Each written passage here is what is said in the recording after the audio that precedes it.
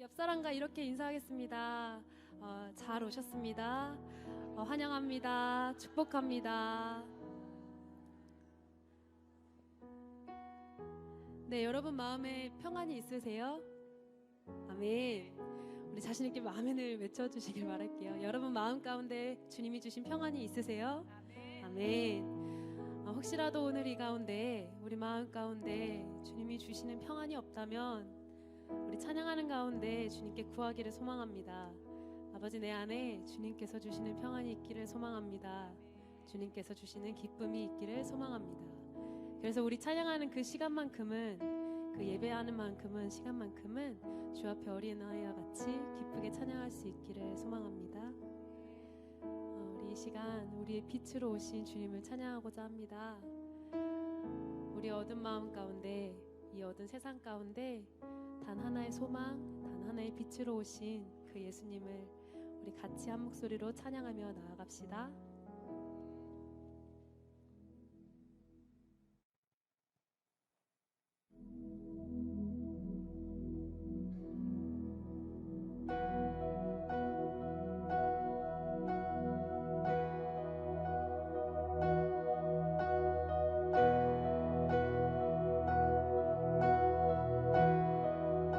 빛 대신 주, 빛 대신 주, 어둠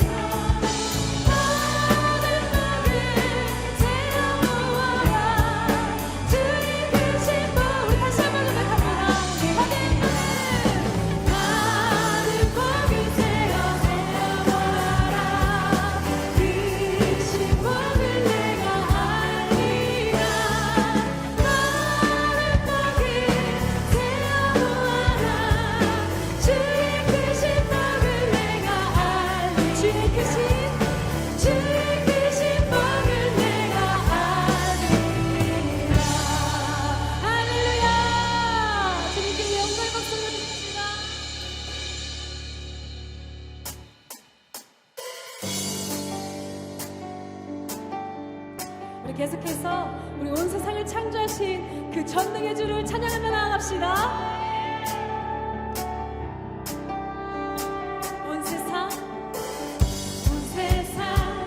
창조주, 온 세상 구원자, 모든 것 이기신 능력의 하나님.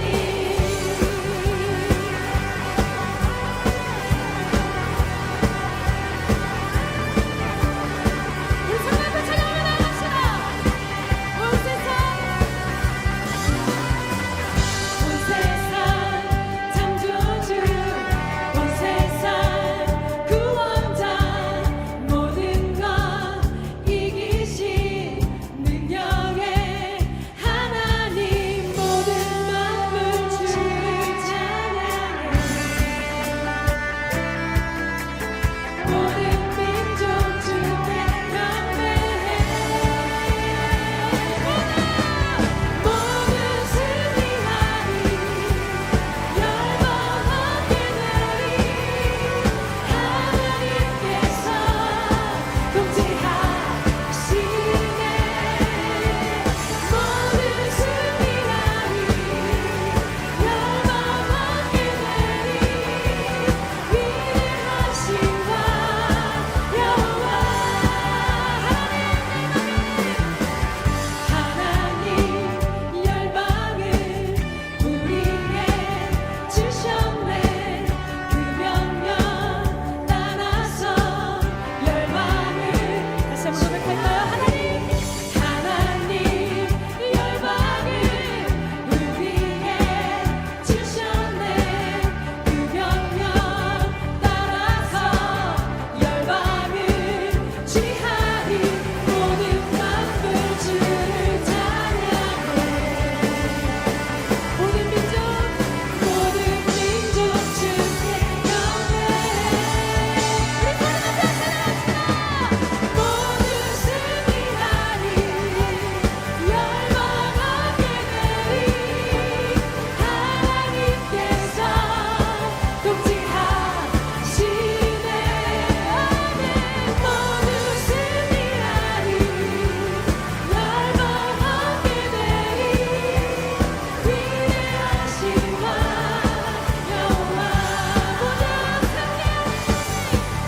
모든 승리하리, 열방하게 되리.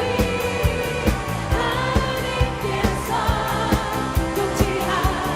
통치하시네. 모든 승리하리, 열방하게 되리. 위대하신 왕 여호와.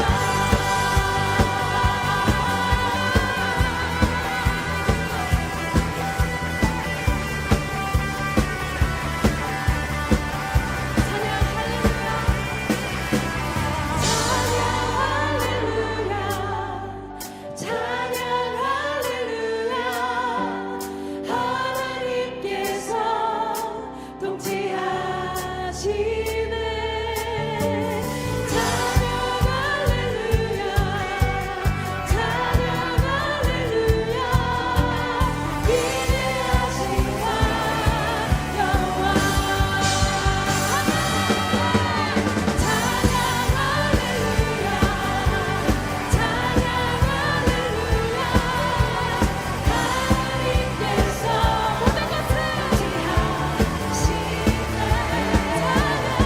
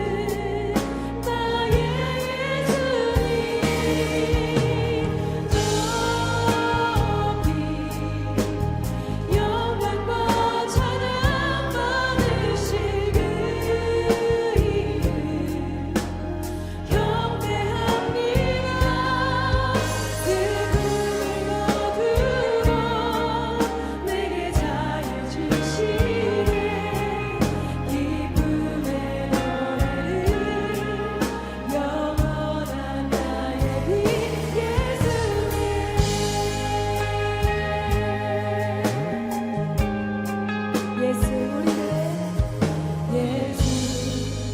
우리들의 밝은 빛 은혜와 구원을 베푸시는 주 그의 길을 따라가는 주의 자녀들에게 항상 밝은 빛을 비추시네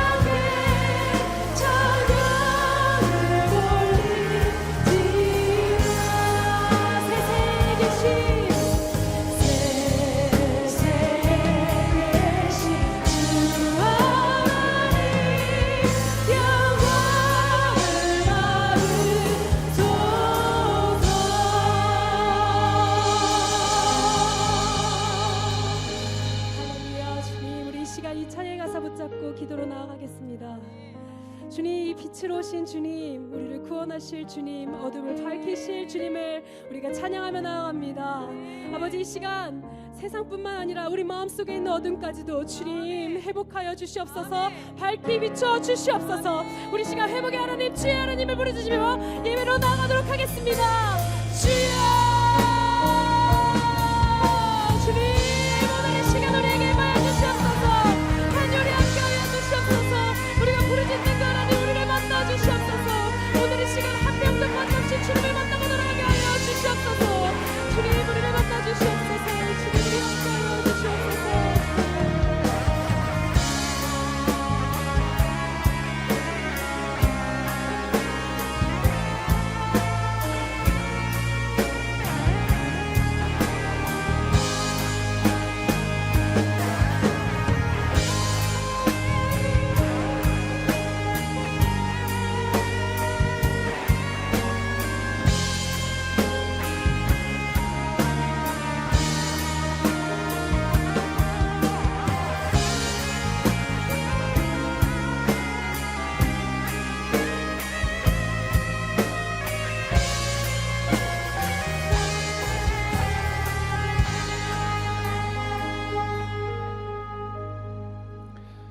할렐루야. 우리 하나님께 감사와 영광의 박수 올려드리겠습니다.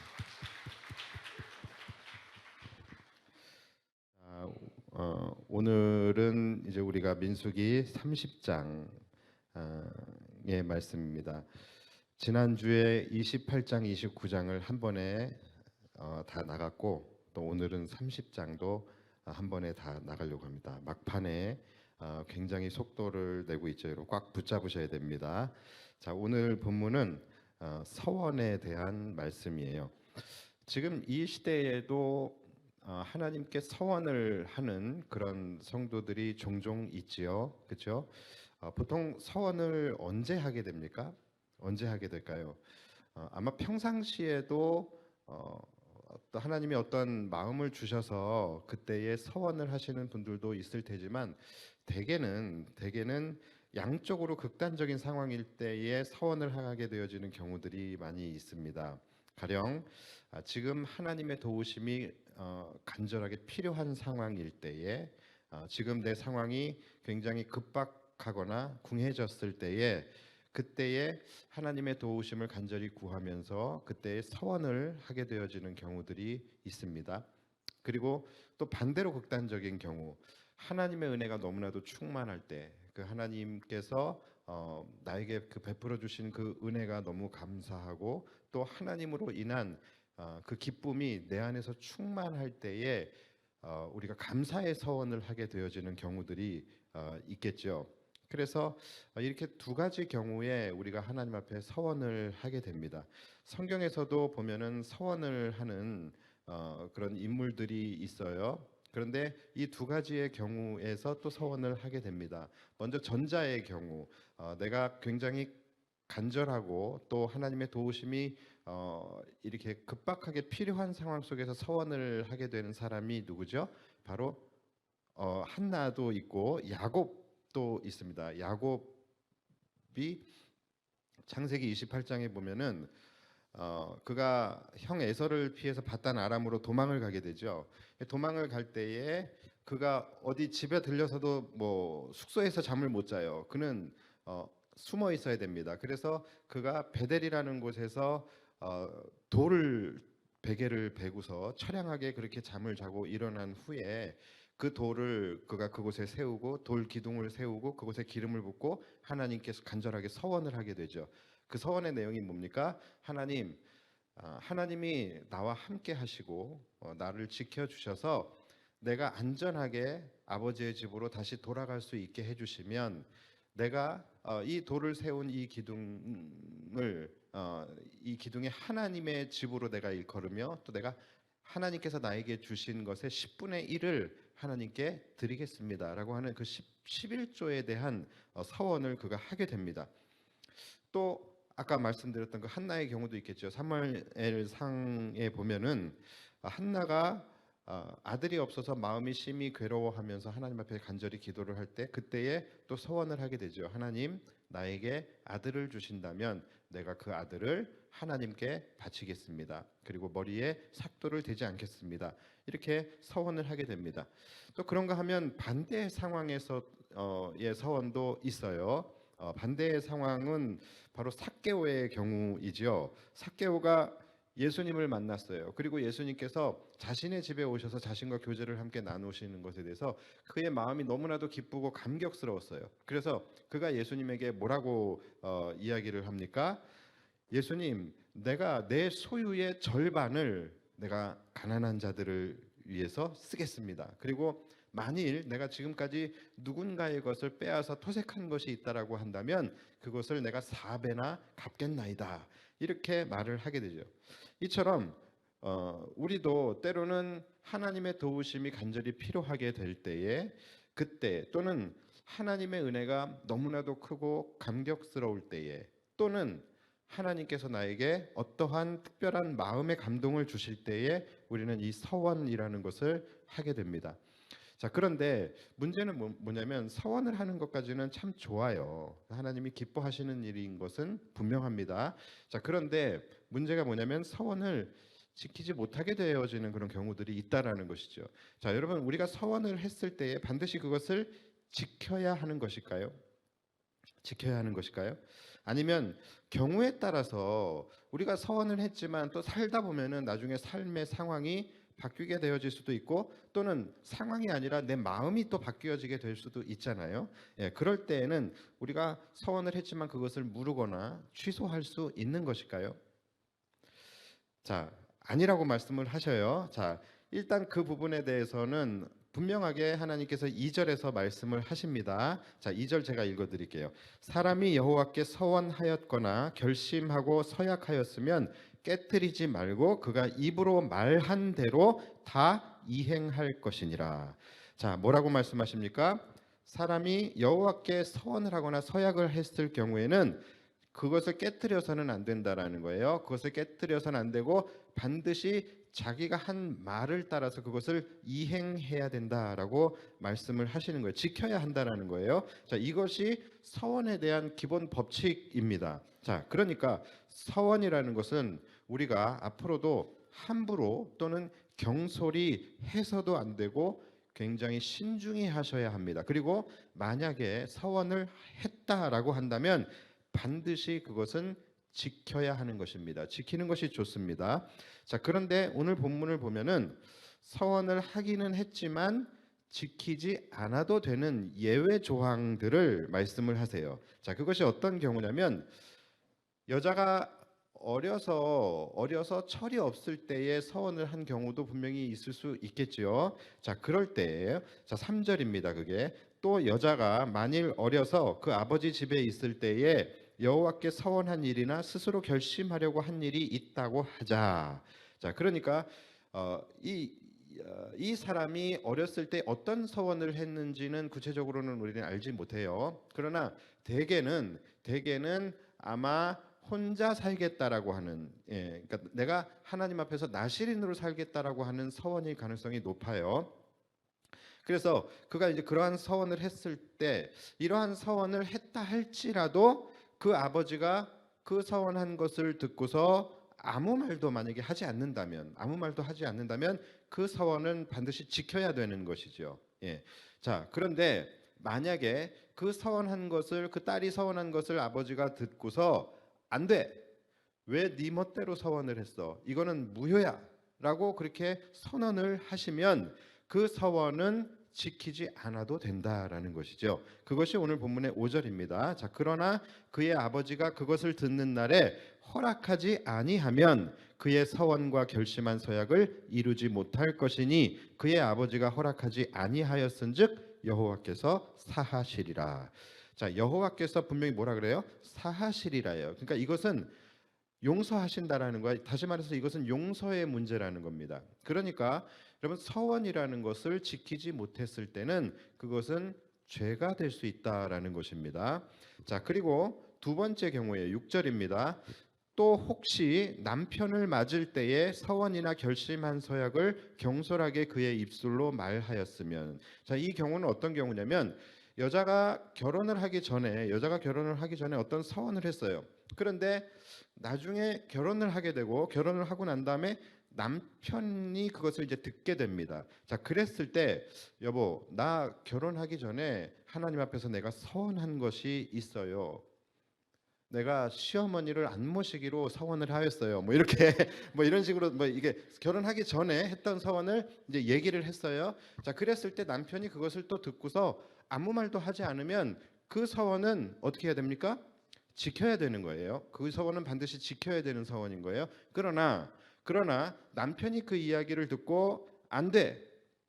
나랑 결혼한 이상 그 서원은 이제 더 이상 지킬 수 없어라고 이야기를 하면은, 자, 남편이 허락하지 않으면 그 서원은 어떻게 됩니까? 무효가 되는 거예요. 무효가 되면서 그 여자 역시 서원을 지키지 않았지만 하나님으로부터 사함을 받게 된다라는 거예요.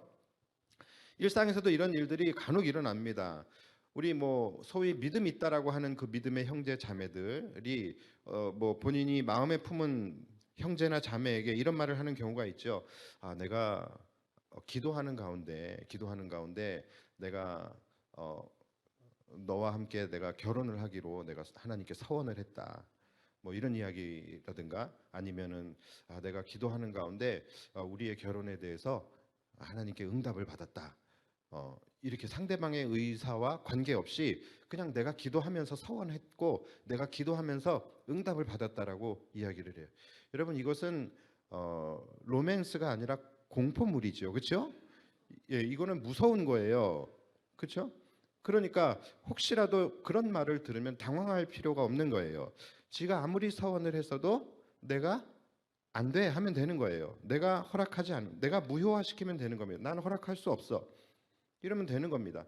또는 본인이 홀로 있을 때 서원한 경우가 있어요. 아까 말씀드렸던 그런 경우인데, 홀로 있을 때에 내가 뭐든지 서원을 할 수가 있겠죠. 그러나 결혼을 한 이후부터는 나의 삶의 상황이 이제 바뀌어지게 되는 거예요. 이제는 내가 이제 나 혼자가 아니라 이제 남편과 하나가 되는, 또는 아내와 하나가 되어지는 이런 가족 공동체의 종속이 되게 되겠죠.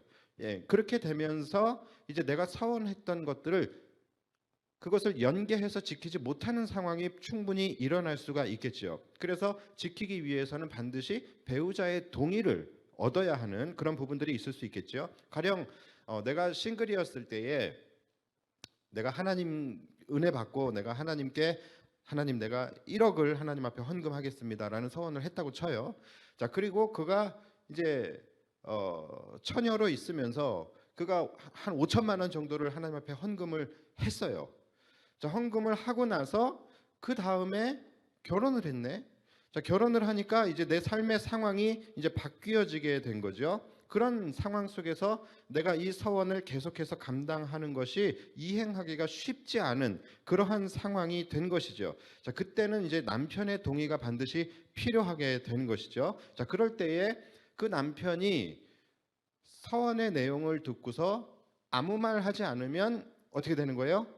그 서원은 이제 남편과 함께 지켜나가야 되는 거예요. 그런데 반대로 남편이 그 얘기를 듣고 펄쩍펄쩍 뛰어요. 당신 빚 있다는 얘기 안 했잖아, 나한테. 그러면서 나는 그 서원을, 내가 한 서원도 아니고 나는 그것을 인정할 수 없어. 나는 그것을 함께 감당하지 않을 거야 라고 그렇게 남편이 선언을 하게 되면은 그건 역시도 그 서원은 무효가 될 수 있다라는 것이죠. 단 남편은 들은 즉시 하루 만에 그 부분에 대한 답을 줘야만 합니다. 만약에 며칠이 지난 후에 답을 주게 되면은 그 서원은 지켜야 되는 거예요. 지켜야 되는 것이고, 만약 지키지 않으면 그 책임이 누구에게로 돌아가냐면 바로 아내가 아니라 남편에게 돌아가게 된다라는 내용이에요. 그 내용이 이제 15절 말씀입니다. 자, 그러나 그의 남편이 들은 지 얼마 후에, 그러니까 바로 이야기하지 않고 들은 지 얼마 후에 그것을 무효하게 되면은 그가 아내의 죄를 담당할 것이니라. 자, 그러니까 듣고서 처음에 아무 말이 없다가 여러 날이 지난 후에 아무리 생각해도 안 되겠어, 안 돼, 못 지켜라고 하면 그가 아내의 죄를 담당하게 된다라는 것입니다. 자, 하나님께서 이렇게 서원에 대해서 그냥 지키면 지키고 말면 마는 것이지, 이렇게 예외 조항을 두시는 이유가 뭡니까? 그러니까 서원을 할 때에도 여러분들이 경솔히 하면 안 된다라는 거예요. 그리고 신중히 하셔야 된다라는 거예요. 나는 나름대로 하나님 앞에서 내 믿음의 고백으로 서원을 했다고 하겠지만, 그것이 내 주변 사람들을 고려할 때에 이기적인 서원이 될 수 있고, 또 이것과 관계된 사람들에게 동의되지 않은 서원일 수 있고, 또 이 서원이 가정의 평화를 깰 수 있는 서원이 될 수 있을 경우가 있잖아요. 그럴 때에 하나님께서 그것을 물을 수 있는 그런 기회를 주시기 위함인 것이죠. 하나님은 보면은 참 섬세하시고 꼼꼼하시고, 굉장히 정이 많으세요. 그렇죠? 예전에 저 신대원 동기예요. 신대원 동기인데 그가 청년 때에 수련회를 참석을 했는데, 그 수련회에 강사로 이 중동 이슬람권의 선교사님이 오셔서 이제 강사로 말씀을 전하셨는데, 그때에 하필이면 은혜를 받았어요. 그래서 은혜를 받고서 그가 중동 선교사로 가기로 서원을 이제 하게 됩니다. 그래서 여러분, 우리가 집회를 가는 건 좋지만 집회 강사가 선교사일 땐 조심하셔야 됩니다. 까딱 잘못하면 내가 글로 갈 수가 있어요. 특히 이제 뭐 아프리카나 오지 선교사는 조심하셔야 돼요. 자, 그 이 친구가 거기서 이제 은혜를 받고서 이렇게 결단을 하고서 서원을 한 거예요. 자, 그리고 몇 년이 지나서 이제 자매를 만나서 결혼을 이제 하게 됩니다. 자, 결혼을 했어요. 그리고 이제 부교육자 생활도 잘 이제 했어요. 그리고 아이도 낳고, 자, 그러고 나서 이제 목사 안수를 받은 후에 이제 이 친구가 사모에게 이제 이야기를 한 거예요. 내가 중동 선교사로 내가 서원을 했던 것 기억나지? 내가 이제 가야 할 때가 된 것 같아라고 이야기를 했어요. 그러니까 이제 사모님은 그 이야기를 듣고 눈앞이 깜깜해진 거죠. 그러니까 정말로 갈 줄은 몰랐던 것이죠. 그렇죠? 설마 진짜로 갈까 했던 거예요. 그러니까 한국에서 이제 터 잡고 또 여기서 이렇게 목회 잘 하다가 아기 낳고 그렇게 되면은 마음이 바뀌겠지. 그렇게 되면은 상황 때문에라도 못 가겠지라는 마음으로 결혼을 했는데 그게 아닌 거예요. 애들 데리고 가자라는 것이죠. 자, 그래서 안 가면 안 되겠냐라고 했더니 그거는 안 된다. 내가 하나님께 서원한 것이기 때문에 반드시 가야 된다. 그래서 서로 그 부분 가지고서 약간의 갈등이 있다가 결국은 이제 가게 됩니다. 물론 지금 가서 그 사모님도 사역을 잘 하고 계시지만, 그러니까 이러한 일들이 드물지 않게 일어나고 있다라는 것이죠. 그래서 결혼하기 전에 항상 꼭 물어봐야 됩니다. 혹시 결혼하기 전에 하나님께 서원한 것 있어? 이런 걸 꼭 물어보시고, 그래서 결정해야 돼. 함께 이행할 것인지, 아니면 내가 취소할 것인지, 아니면 결혼을 파기할 것인지 이런 부분에 대해서 반드시 하고서 하시는 게 좋습니다. 왜냐하면 이게 그냥 웃으면서 들을 이야기는 아닌 게, 혹시라도 내가 했던 그 서원이 혹시라도 거룩한 마음으로 했었지만 그것이 가정의 평화를 깨어지게 되는 불화의 원인이 되어서는 안 되기 때문에 그래요. 그래서 우리가 서원이라는 것은 반드시 신중하게 해야만 하는 것이고, 또 했다라고 한다면 반드시 그 서원은 지켜야 하는 것이죠. 자, 이렇게 예외 조항을 하나님께서 말씀을 하시는 것, 하나님께서 서원을 했지만 지키지 않아도 되는 예외 조항을 이렇게 꼼꼼하고 세밀하게 마련해 주셨다라는 것은, 여러분, 하나님의 어떻게 보면은 하나님의 사랑의 관점에서 우리가 해석할 수도 있겠지만, 자, 이것이 역설적으로는 어떻게 해석될 수 있겠습니까? 그만큼 이 서원이라는 것은 예외 조항에 해당되지 않는 경우라고 한다면 반드시 하나님께 한 서원은 지켜야 한다라는 것이고, 그만큼 그래서 우리는 서원을 할 때 반드시 신중하게 해야 한다라는 것이죠. 그래서 오늘 본문의 6절과 8절을 보면 경솔하게 한 것에 대해, 경솔하게라는 단어를 2번이나 쓰세요. 그러니까 서원이나 서약은 경솔하게 하지 말아야 된다라는 거예요. 왜냐하면 그만큼 하나님께서는, 이거 잘 들으셔야 됩니다. 하나님께서는 우리의 입술로 하는 우리의 말, 우리의 입술의 고백을 굉장히 중요하게 생각을 하신다라는 거예요. 자, 여러분 사실 지금 우리가 살아가고 있는 이 시대는 이 말의 무게감 또는 이 말이 주는 그 신뢰감 이런 것들이 굉장히 지금 가치가 떨어져 있는 상황이에요. 그렇죠? 말이라는 것에 대해서 그렇게 크게 중요하게 생각하지 않습니다. 말 한마디가 갖게 되는 그 막중한 책임감, 신뢰감 이런 것들은 사라진 지가 오래입니다. 정치인들도 보면은 거짓말을 너무 밥 먹듯이 하죠. 그리고 거짓말 할 때 보면은 그 표정 하나하나가 정말로 너무나 천연덕스럽고 너무나도 아무렇지도 않게 뻔뻔하게 잘합니다. 근데 분명히 곧 밝혀지게 될 것이라는 것을 알면서도 그냥 들키면 들키리라 하는 그냥 그런 마음으로 뭐 들켜도 몰랐다 하면은 그냥 그런 식으로 넘어가는 거지. 이게 실제로 별 데미지도 입지 않아요. 그러니까 너무나 쉽게 거짓말을 하는 것 같아요.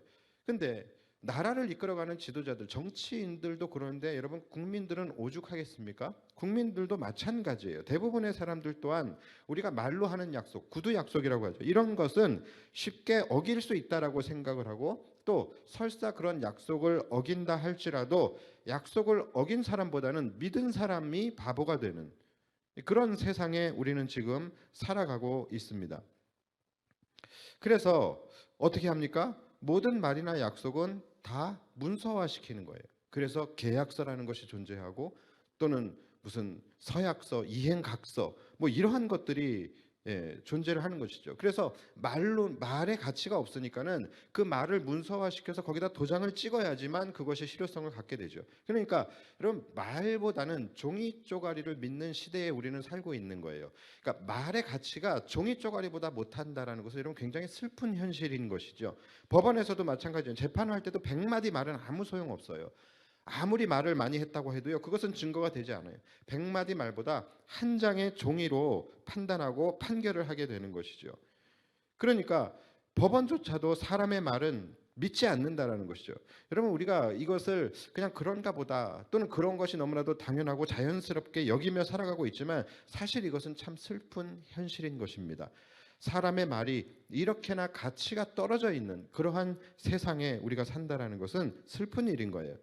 그러나 하나님께서는 우리에게 그렇게 말씀하시지 않아요. 하나님은 끝까지 우리의 말을 중요하게 여겨주십니다. 그리고 하나님은 끝까지 너희의 말이 중요하다라고 말씀하세요. 나는 너희가 말하면 그것을 나는 들을 것이고 나는 너희가 말하면 그것을 믿을 것이다. 그러니까 너희가 한 말은 반드시 지켜야 한다라고 말씀을 하고 계시는 거예요. 여러분 그래서 우리의 구원도 마찬가지예요. 우리의 구원도 하나님 어떻게 주신다고 말씀하세요? 너희가 입으로 너희 말로 시인할 때에 구원이 너희에게 임한다라고 말씀하시잖아요. 그래서 로마서 10장 10절 뭐라고 말씀하십니까? 사람이 마음으로 믿어 의에 이르고 입으로 시인하여 구원에 이르느니라. 또 내가 만일 내 입으로 예수를 주로 시인하며 또 하나님께서 그를 죽은 자 가운데서 살리신 것을 내 마음에 믿으면 구원을 받으리라. 자, 그러니까 마음으로 믿는다는 것, 마음으로 믿는 것으로 끝나는 게 아니에요. 마음으로 믿었다면 너희 입술로 그리스도 예수를 너희 구주로, 너희 주님으로 시인하여 말하라는 것이죠. 그만큼 하나님은 우리의 말이라는 것을 굉장히 중요하게 생각을 하신다라는 것이죠. 여러분 기도도 마찬가지입니다.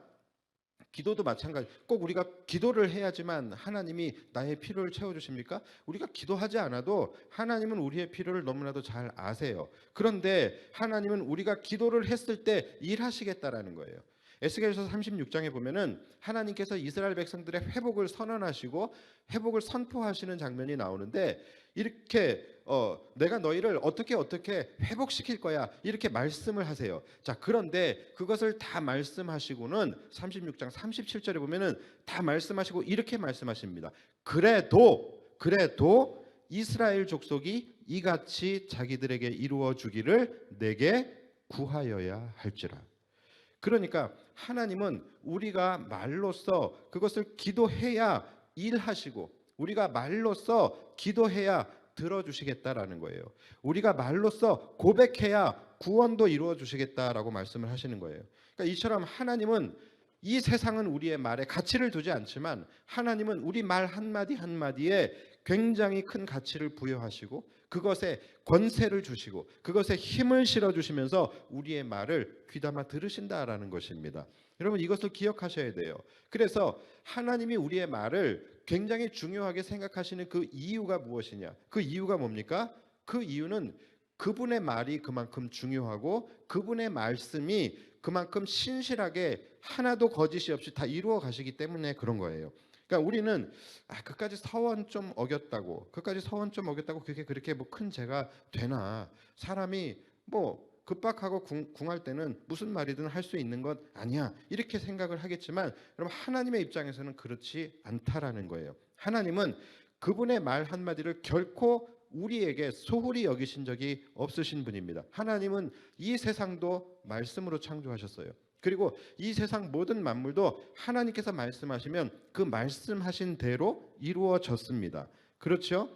하나님은 그분의 일을 행하실 때도 그분의 역사를 나타내실 때도 또 그분의 백성을 지키실 때도 또 그분의 백성과 언약을 맺으실 때도 모든 상황 속에서 하나님은 말씀으로 다 하셨어요. 뭐 종이 쪼가리 이런 거 하지 않으셔도 하나님은 말씀하신 것을 그대로 다 이루어 주시고 성취하셨다라는 것이죠. 그러니까 이것이 하나님의 말씀의 무게감입니다. 그래서 우리도 지금 우리가 살아가면서 가장 큰 가치로 여기고 있는 것이 뭡니까? 바로 하나님의 말씀인 것이잖아요. 그러니까 우리가 하나님의 말씀의 형상을 그 입은 자들 아닙니까? 우리가 하나님의 형상을 입은 자들이고 또 하나님께서 우리의 입술을 창조하실 때 우리의 입술에 권세를 주시고 또 우리의 입술을 거짓 없는 입술로 창조를 하셨단 말이죠. 그렇기 때문에 우리의 입술에서 거짓이 나오고 그렇게 되는 것을 하나님은 악하게 여기시는 거예요. 더더군다나 하나님을 향하여 서원한 것, 하나님을 향하여 우리가 서원하고 그것을 지키지 않는 것에 대해서 하나님이 더 악하게 생각을 하시는 거예요. 그 이유는 그 거짓말의 대상이 인간이 아니라 하나님이기 때문에 더 하신 것이죠. 하나님이 창조하신 입술을 가지고 하나님을 향하여 거짓말한다는 것, 이것이 여러분 하나님이 보시기에 얼마나 악한 일이겠습니까? 그래서 함부로 서원하지 말라는 것이고 함부로 하나님의 이름으로 맹세도 하지 말라고 말씀을 하시는 거예요. 잘못된 서원은요 하나님을 멸시하는 결과가 나오게 되는 거예요. 여러분 우리가 급박한 상황에서 하나님께 거짓 서원을 하고 또는 하나님의 이름으로 거짓 맹세를 하고 상황을 모면하기 위해서 그렇게 거짓 서원이나 거짓 맹세를 하게 되어지는 경우가 종종 있습니다. 그런데 여러분 이 행위 자체가 뭡니까? 이건 둘 중에 하나인 거예요. 하나님이 없다고 여기든가 아니면 하나님을 우습게 보고 하나님을 멸시하는 행위인 것이죠. 하나님의 이름에 대해서 우리가 두려워하지 않기 때문에 우리가 하나님의 이름으로 아무 말이나 할 수 있는 것 아니겠습니까? 그리고 하나님을 우습게 보는 거예요. 괜찮아. 하나님에게 내가 뭐 약속해도 그거 하나 안 들어줘도 괜찮아. 하나님 안 지켜도 돼. 이런 마음이 있기 때문에 그렇게 겁 없이 하나님께 서원도 거짓 서원을 하게 되고 하나님의 이름으로 거짓 맹세를 하게 되는 것이죠. 그러니까 그 마음의 뿌리는 뭡니까? 하나님을 멸시하는 마음이 있기 때문에 그래서 하나님께서 그것을 악하게 보시는 거예요. 우리도 그렇잖아요. 우리가 누군가를 향하여서 정말 이제 곧 바로 탄로날 것을 알면서도 불구하고 거짓말을 하고 있다면 그 이유는 그 사람을 우리가 우습게 여기고 그 사람을 멸시하기 때문에 그렇게 할 수 있는 것 아니겠습니까? 탄로가 나도 지가 나한테 어떻게 하겠어? 이러한 마음이 있는 것이죠. 나중에 그 사람에게 정말로 큰 실망을 주게 되고 그것으로 인하여 그 사람과 나와의 관계가 틀어질 수 있는 상황이라는 것을 알면서도 그 사람과의 관계가 깨어지는 것이 나에게 그닥 그렇게 소중하지 않기 때문에 내가 그 사람 앞에서 거짓말을 할 수 있는 것이죠. 나는 내 상황을 모면하는 것이 그 사람과의 관계가 깨어지는 것보다 더 중요하다라고 생각을 하기 때문에 그 사람 앞에서 버젓이 거짓말을 할 수가 있는 것이죠. 그러니까 자기 입장을 위해서 거짓 맹세를 하는 것은 다 그 마음의 뿌리에는 그 사람을 멸시하는 마음이 있기 때문에 그런 거예요. 만약에 하나님께서 전능하신 하나님이시고 하나님이 모든 것을 다 알고 계시고 꿰뚫어 보고 계시고 또 종국에는 하나님이 반드시 나를 심판하시는 심판자 하나님이시라는 것을 내가 믿는다라고 한다면 우리는 결코 그분의 이름으로 우리가 거짓 서원이나 거짓 맹세를 할 수가 없게 되는 것이죠. 그래서 하나님은 우리가 함부로 서원이나 우리가 맹세를 하고 지키지 않는 것에 대해서 악하게 생각을 하시는 것입니다. 자, 반면에 우리가 우리가 이것을 다른 말로 하면은, 자, 우리가 하나님께 서원을 하고 그것을 만약에 끝까지 지켜낸다라고 한다면 하나님은 반대로 그것을 굉장히 선하게 여기시며 기뻐하신다라는 말도 되는 것입니다. 왜냐하면 우리가 이것을 다 거꾸로 생각을 하시면 되는 거예요. 우리가 서원을 하고 서원을 지킨다라는 것 자체가 뭡니까? 하나님을 두려워하고 하나님을 경외한다라는 방증인 것이죠.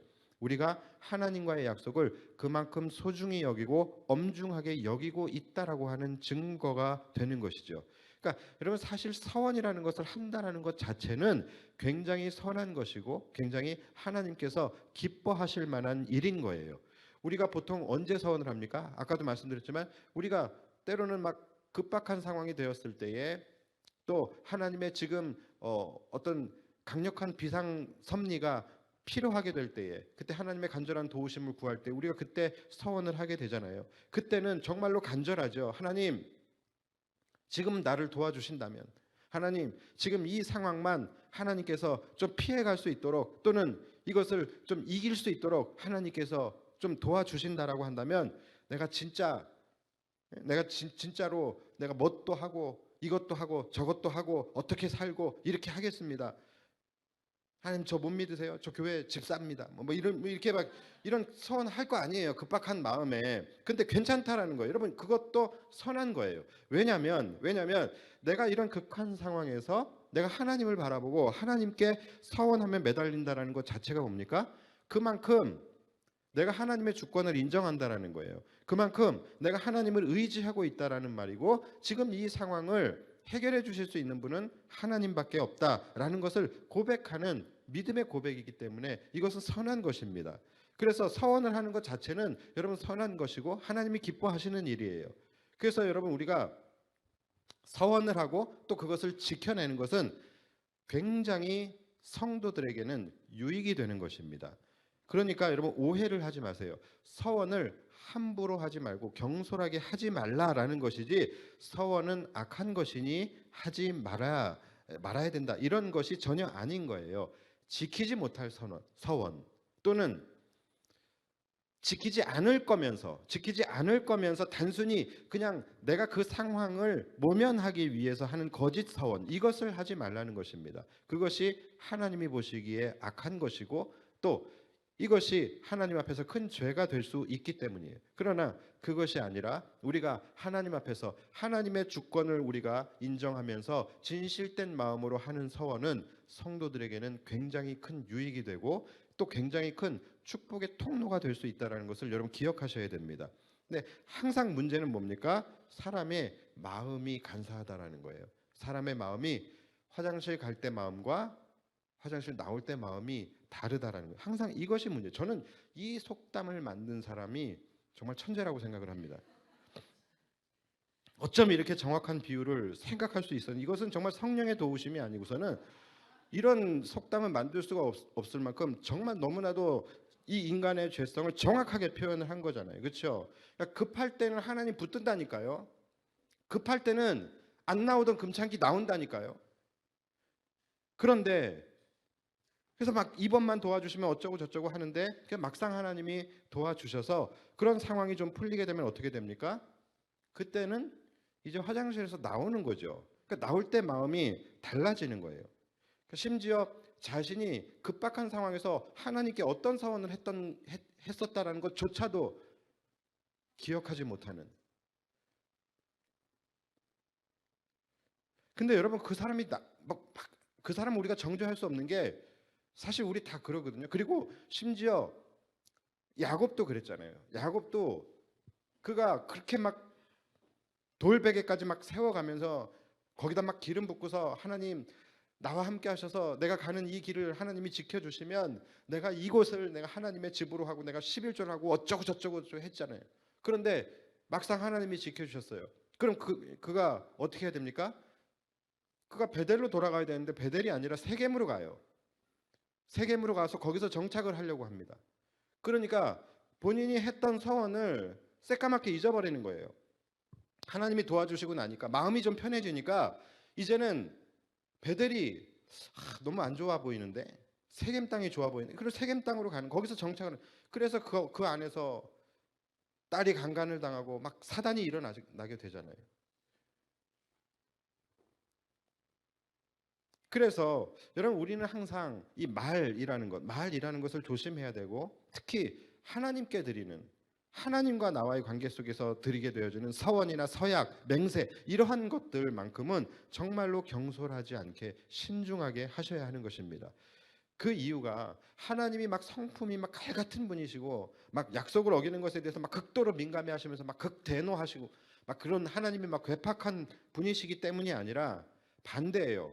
하나님은 우리의 말 한마디 한마디를 굉장히 귀중히 들으시고 또 그것을 철석같이 믿어주시는 분이시기 때문에 그런 것입니다. 그렇기 때문에 우리가 입술로만 시인해도 우리에게 구원을 허락하시는 거예요. 우리의 말 한마디가 그래서 때로는 굉장히 큰 축복으로 갈 수도 있고 우리의 말 한마디 때문에 우리가 큰 저주로 이어질 수도 있다는 것을 우리가 알아야 되는 것입니다. 그래서 우리가 민수기를 나누면서 우리가 경험했잖아요. 민수기 14장에 보시면은 12명의 정탐꾼들이 정탐하고 돌아왔을 때 백성들이 다들 뭐라고 말을 했습니까? 그들의 말이 뭐였습니까? 밤새도록 통곡하면서 우리는 그 땅에 못 들어간다라는 거예요. 우리는 메뚜기와 같다. 그들은 우리보다 강하다. 우리는 절대로 가나안에 들어갈 수 없다. 이런 말로 원망과 불평을 늘어놓았잖아요. 그래서 어떻게 되었습니까? 민수기 14장 27절에 하나님 뭐라고 말씀하세요? 이스라엘 자손이 나를 향하여 원망하는 바 그 원망하는 말을 내가 들었노라. 그들에게 이르기를 여호와의 말씀에 내 삶을 두고 맹세하노라. 너희 말이 내 귀에 들린 대로 내가 너희에게 행하리라. 그러니까 여러분 너희가 너희 입으로 분명히 너희는 그 땅에 결단코 들어가지 못한다라고 말했지. 그래 내가 그 말을 들었어. 그러니까 내 귀에 들린 대로 행할 거야. 너희는 너희가 말한 대로 결단코 그 땅에 들어가지 못할 것이고 너희는 이 광야에서 다 죽게 될 거야. 이렇게 말씀을 하신 거예요. 반면에 여호수아와 갈렙은 뭐라고 이야기했습니까? 아니다. 하나님이 함께 하시면 우리는 그 땅을 취할 수 있다. 그렇게 이야기를 했잖아요. 그렇게 그 말도 하나님이 들으셨어요. 그리고 그들의 말을 하나님이 귀중히 여기시고 그들의 말을 믿어주시고 그들이 말한 대로 하나님의 귀에 들린 대로 행하셨다라는 것이죠. 그래서 오직 여호수아와 갈렙만 가나안 땅에 들어갈 수 있었던 건 아니겠습니까? 그러니까 여러분 우리의 말이라는 것이 얼마나 중요하고 또 하나님께서 얼마나 그것을 위중하게 들으시는지 그것을 우리가 알아야 된다라는 거예요. 저도 가끔 힘들 때는 저도 모르게 막 내 안에서 부정적인 말이 튀어나올 때가 있어요. 그런데 그나마 다행이고 그나마 정말로 감사한 것이 말을 끝내기 전에 항상 등짝 스매시를 맞아요. 내가 말을 하다가 이런 말을 하면 안 되지. 그래서 항상 호로록 다시 주워 담습니다. 예, 왜냐하면 두렵잖아요. 이 말을 하나님 믿으시면 어떡하지? 그리고 하나님이 귀에 들린 대로 행하시면 어떡하지? 그러니까 이런 두려움이 갑자기 확 밀려 들어오면서 이 말을 마칠 수가 없는. 그래서 항상 하나님 취소 하고서 기도하는 거예요. 하나님 죄송합니다. 못 들으신 걸로 해주시고 항상 내 입술에 파수꾼을 세워주셔서 내 안에서 부정적인 말이 나아가지 않도록 내 입술을 지켜주십시오. 기도하는 것이죠. 사랑하는 여러분, 우리가 하는 말 하나님이 다 들으십니다. 그리고 다 믿으십니다. 그리고 들린 대로 행하십니다. 실제로 여러분들 주변도 한번 살펴보십시오. 제 주변에서는 적어도 부정적인 말을 많이 하는 사람이 잘 되는 것을 저는 한 번도 본 적이 없습니다. 그것이 단순히 그의 성품이나 그의 마음가짐의 문제라고 생각하십니까? 아니에요. 하나님이 다 들으시기 때문이에요. 그래서 저는 오늘 여러분들에게 항상 말을 할 때에 경솔하게 하지 마시고 하나님이 나의 모든 말들을 들으신다라는 것을 늘 인식하면서 신중히 하시기를 권면드립니다. 어떤 분들은 그래요. 내 입인데 내 입인데 내 입 가지고 내가 아무 말도 못하냐라고 하시겠지만 하실 수 있습니다. 하실 수 있어요. 그러나 여러분이 여러분의 입으로 무슨 말을 하실 수 있는 것처럼 하나님도 그분의 귀에 들린 대로 그분이 하실 수 있는 것을 행하시겠다라는 거예요. 그러니까 우리가 선택을 하시면 되는 거예요. 더불어서 특별히 하나님께 하는 서원만큼은 정말로 여러분 경솔히 하지 마시고 신중하게 하시기를 바랍니다. 그리고 서원하였다라고 한다면 그 서원을 반드시 지키시기를 바랍니다. 여러분들의 말과 그것에 대한 이행 여부, 이것은 하나님에게는 굉장히 중요한 문제이기 때문에 그래요. 그래서 여러분 지금부터 여러분 제가 드리는 말씀을 잘 들으시기 바랍니다. 저는 여러분들에게 함부로 경솔하게 서원을 하지 말 것을 권면드립니다. 자, 그러나 그와 동시에 여러분들이 스스로의 자신의 삶을 한번 놓고 볼 때에 내가 한평생을 살아가면서 내가 한평생을 그리스도인으로 살아가면서 하나님 앞에 내가 서원이라는 것을 전혀 한 번도 하지 않는 그런 서원이 없는 삶을 살 것인가, 아니면 내가 그리스도인으로 한평생 살아가면서 일생에 한두 번쯤은 내가 하나님 앞에서 거룩한 결단으로 하나님과의 거룩한 약속인 이 서원을 해보는 인생을 살 것인가, 이 둘 중에 하나를 결정해야 한다라고 한다면 저는 서원을 해보는 것을 추천드리는 입장입니다. 왜냐하면 서원이라는 것 자체는 아까도 말씀을 드렸지만 하나님의 절대 주권을 인정하는 우리의 신앙의 고백인 것이고, 또 무엇보다도 하나님이 기뻐하시는 행위이고, 또 그 서원을 이행하였을 때에는 우리에게는 굉장히 유익한, 굉장히 특별한 하나님의 은혜가 우리의 삶에 임하게 될 수 있는 굉장히 놀라운 축복의 통로가 될 수 있기 때문에 그래요. 여러분, 서원을 통하여 하나님께서 주시는 은혜는 굉장히 특별한 은혜입니다. 그래서 내가 한평생 살아가면서 내가 특별한 하나님의 은혜를 경험하기를 원하신다라고 한다면 서원을 하는 것을 추천드립니다. 그 서원의 내용은 여러분들이 정하실 문제이고, 우리가 한 번 인생을 살아가면서 하나님 앞에서 내가 거룩한 결단을 하고 하나님과의 거룩한 약속을 하고 내가 그것을 이행하는 것, 여러분 이것은 그리스도인들에게 굉장히 중요한 문제이고 굉장히 큰 은혜의 통로가 될 수 있는 문제예요.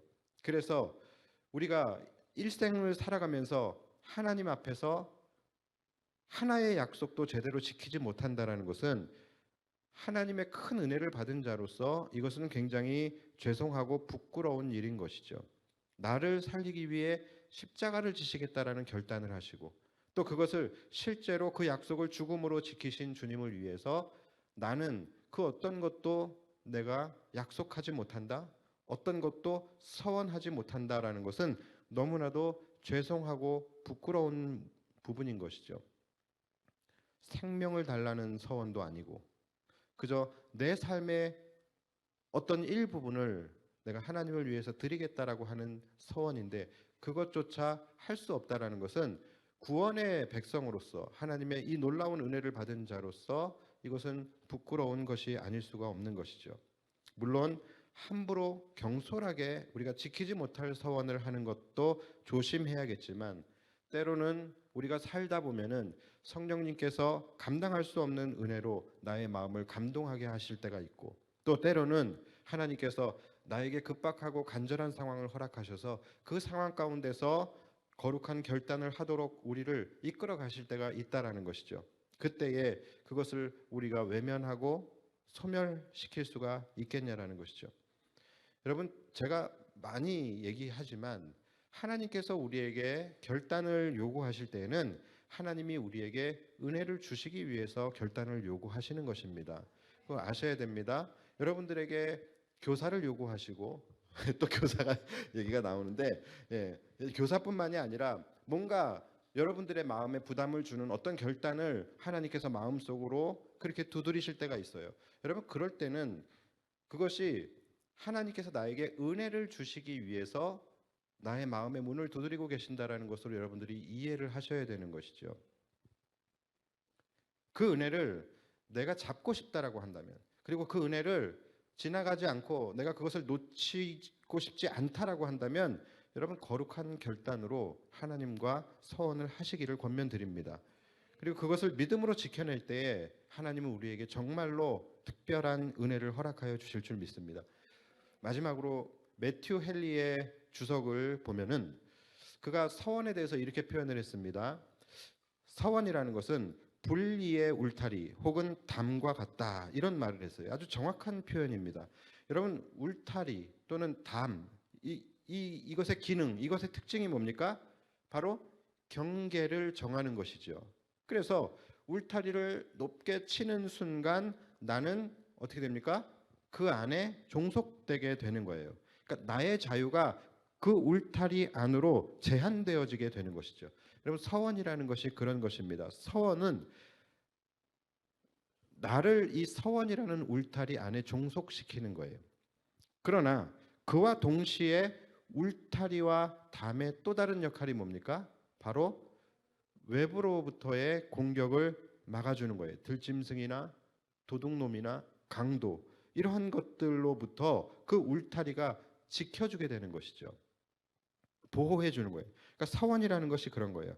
하나님이 우리를 특별히 지키시고 보호하시는 울타리와도 같은 것이다라는 것이죠. 그러니까 우리가 하나님 앞에, 하나님 그 서원이 뭐 거창한 것이 아니어도 조그만 것이라 할지라도 하나님 내가 하나님 앞에서 내가 어떻게 살아가겠습니다 하며 내 삶의 울타리를 치고 내가 내 삶을 그 울타리 안에 종속시키게 될 때에 물론 내 삶은 그 서원을 지키기 위해서 상당 부분 제한될 수 있는 것도 사실이겠지요. 그러나 동시에 그 서원은 바로 내 삶을 지켜주고 보호해 주시는 하나님의 보호의 담, 은혜의 담이 될 수 있다라는 것이죠. 그래서 이 서원이라는 것은 하나님께 서원한 자들에게는 특별한 하나님의 은혜의 보호막이 있다라는 거예요. 많은 분들이 이 서원에 대한 말씀을 할 때마다 결론을 어떻게 가지고 가시냐면은 그래서 서원은 절대로 하지 말아야 하는 것으로 가져가게 돼요. 그래서 이 서원, 나는 절대로 서원을 하지 말아야 되겠다. 서원이 이렇게 위험한 것이라면 안 하면 중간이나 가는데, 근데 여러분 중간의 삶을 원하신다라고 한다면 서원하지 않으셔도 괜찮습니다. 그러나 하나님의 특별한 은혜를 사모하신다면 거룩한 결단으로 서원하시는 것도 저는 굉장히 유익하다라고 생각을 합니다. 진실된 마음으로 드리는 서원은 정말로 하나님을 기쁘시게 하는 것이고 내 삶을 변화시킬 수 있는 것입니다. 그래서 우리가 오늘도 하나님 앞에서 거룩한 결단으로 나아가는 그러한 예배 시간이 되기를 주님의 이름으로 축복합니다. 우리 시간 함께 찬양할 텐데요. 십자가를 질 수 있나, 우리 찬양 함께 불렀으면 좋겠습니다. 하나님은 오늘도 우리에게 사실은 묻고 계시는 거예요. 네가 나를 위해서 무엇을 할 수 있겠냐라고 물으시는 거예요. 우리가 그 물음 앞에서 막 거창하게 하나님 난 뭘 할 수 있습니다, 이런 거창한 서원은 아니더라도 우리가 하나님 앞에서 조그만 것이라도 거룩한 결단을 하며 나아갔으면 좋겠습니다. 나를 위해 십자가에 달리신 그 주님 앞에서 그 어떤 약속도 내가 하지 못한다라는 것은 굉장히 은혜 받은 자로서 부끄러운 일인 것이죠. 은혜 받은 자의 도리가 아닌 거예요.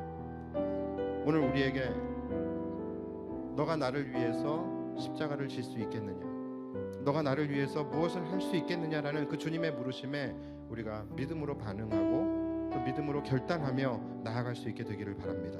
우리 시간 함께 결단하는 마음으로 찬양하며 나아갔으면 좋겠습니다.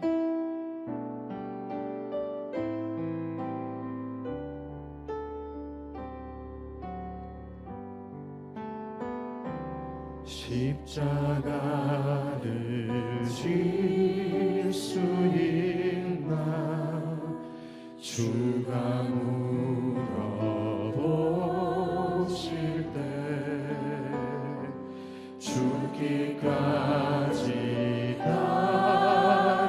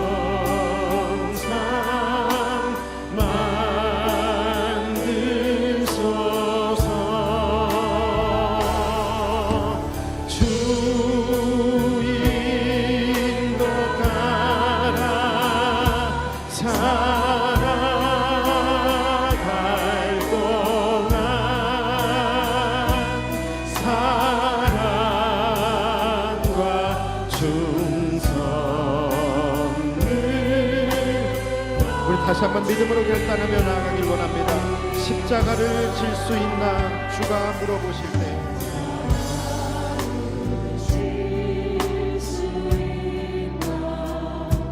주가 물어보실 때 죽기까지 따르오니 저를 대답하였다. 우리 믿음으로 고백합시다. 우리 심령 주의 것이니 주님의 형상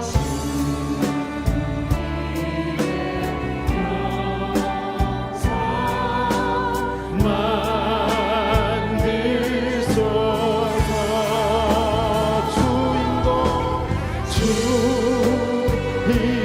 주인도 따라 살아갈 동안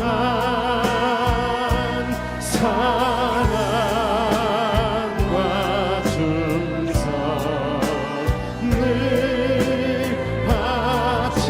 바치오니 걱정 근심 모든 걱정 근심 모든 그늘 너를 둘러 덮을 때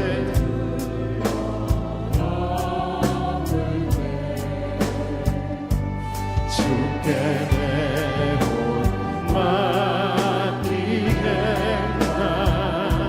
최후 승리 믿으며 우리의 심령 주의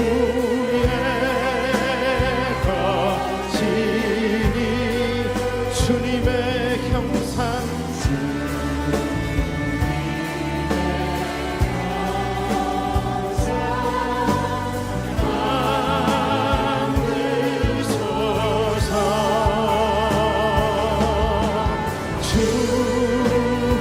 주인도 따라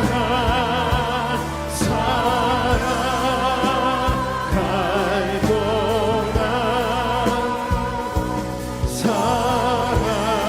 사랑과 충성을 바치오. 이런 일 다 할 수 있나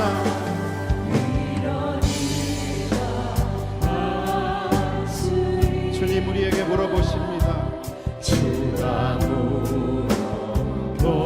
물어보실 때 용감한 옛날처럼 선뜻해라 우리의 심령 심령 주의 것이니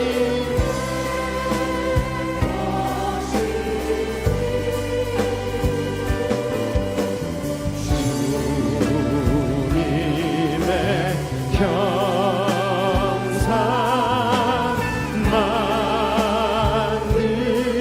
만드소서. 주인도 따라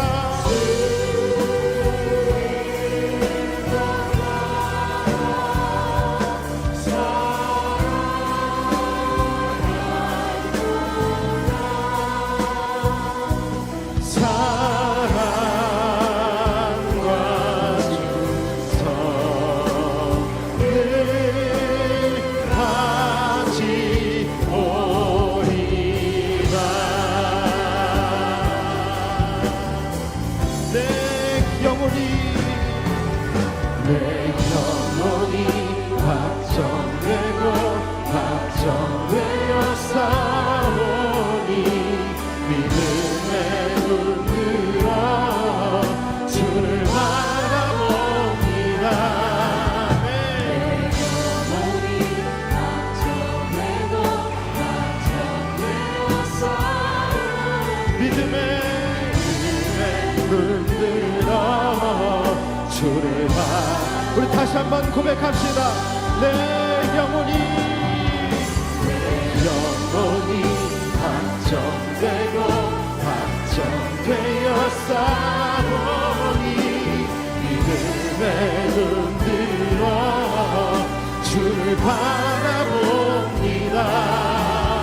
내 영혼이 확정되고 확정되어 싸우니 믿음에 흔들어 주를 바라봅니다. 믿음에 흔들어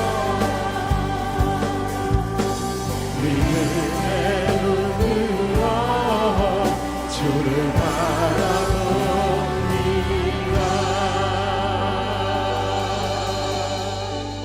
우리 시간 함께 기도하며 나아갑시다.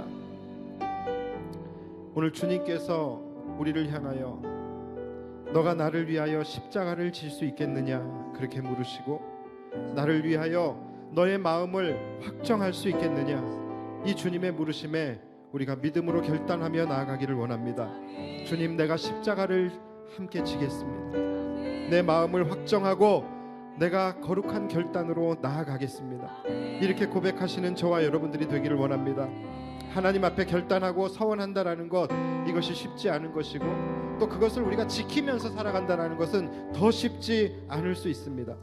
그러나 우리가 거창한 것이 아니더라도 우리를 향한 그 사랑을 십자가의 죽음으로 확증하신 그 주님 앞에서 우리가 그 어떤 것도 약속하지 못하고 그 어떤 것도 우리가 마음으로 확정하지 못한다는 것은 부끄러운 일입니다. 하나님, 남은 인생 주님의 영광스러운 그 십자가를 내가 함께 지고 가겠습니다. 주의 나라와 그리스도의 교회를 위하여 나의 마음을 결단하고 확정하며 나아가겠사오니 하나님, 부족하지만 주의 거룩한 목전에서 쓰임받는 자가 되게 하여 주시옵소서. 우리의 삶이 하나님의 그 거룩한 은혜의 보호막 속에 특별한 은혜를 누리며 살아가는 삶이 되게 해달라고 이 시간 우리 주의 이름 한번 부르며 간절히 기도하며 나아갑시다. 주여